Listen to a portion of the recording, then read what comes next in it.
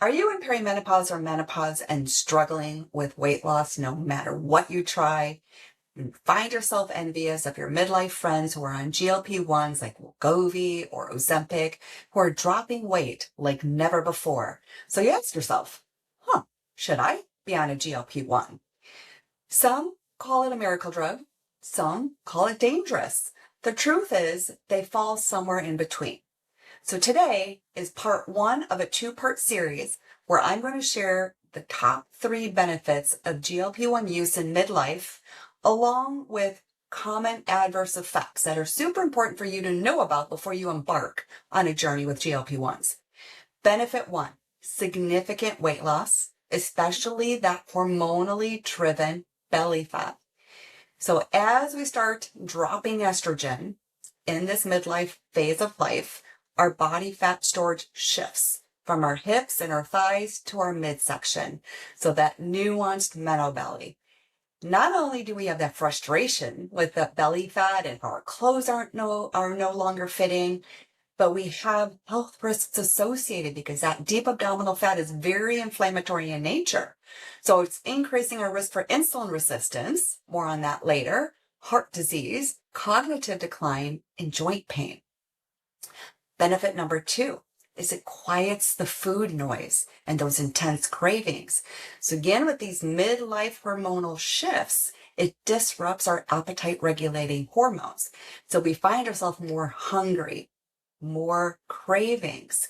In fact, we feel like we're constantly having to fight against our own body because we cannot get out of our way with the preoccupation of the thought of food all day long. That's the food noise. We can't stop thinking about food. Well, GLP-1s act directly on the brain's hunger centers, and it can help us reduce our appetite and portions, along with quieting that food noise and craving so that we do have that opportunity to make healthier food choices. Benefit number 3 is it improves insulin sensitivity. In midlife, not only do we have these hormonal shifts, we have metabolic shifts. So we become more insulin resistant versus sensitive.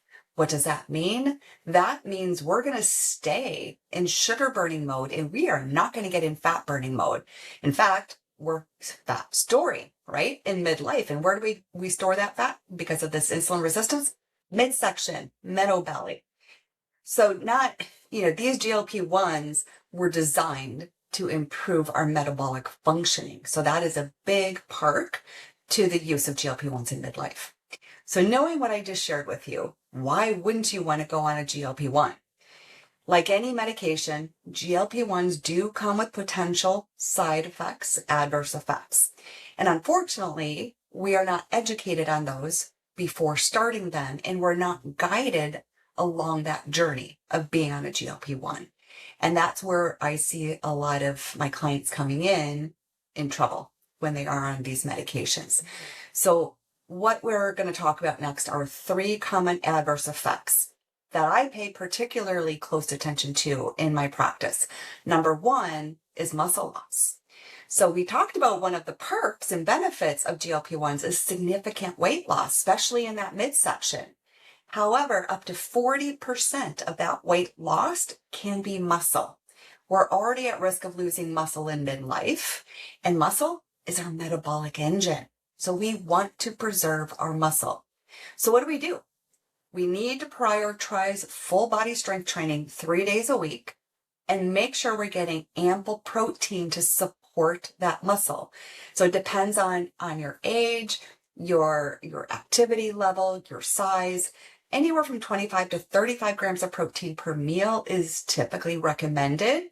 And then a supplement called creatine is also really important. 5 grams a day, that's all you need. It's a small scoop of powder, also helps us maintain that lean muscle mass in midlife.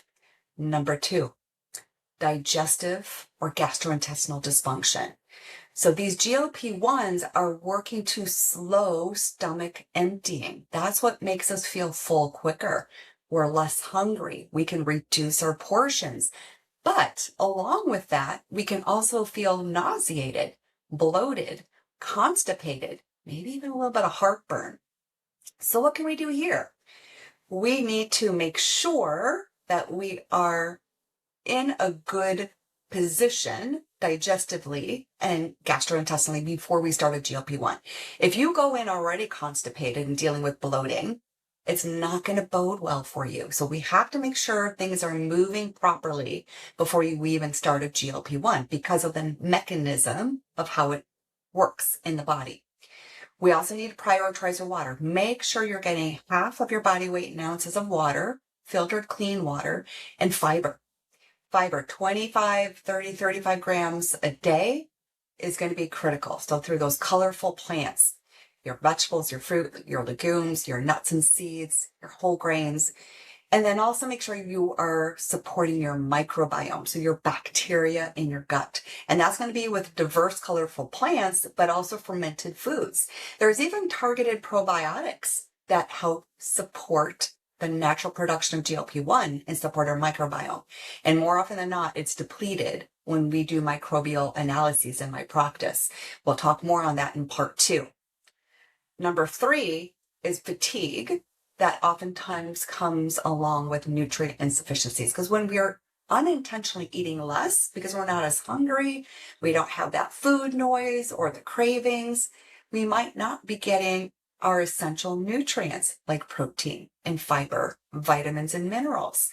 And so what do we feel? We can feel physically fatigued and also mentally fatigued, like brain fog. So what we need to do is make it a priority. Every bite counts.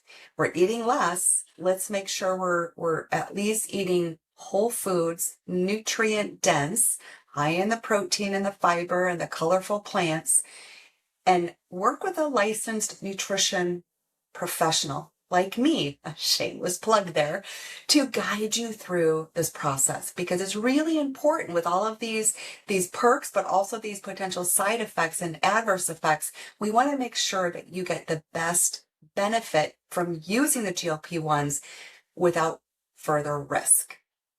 So in summary, I am a fan of GLP-1 usage in midlife women, but it's very important to receive the education up front, make sure your body is prepared and ready to embark on a GLP-1 journey, and have that guidance throughout that whole process.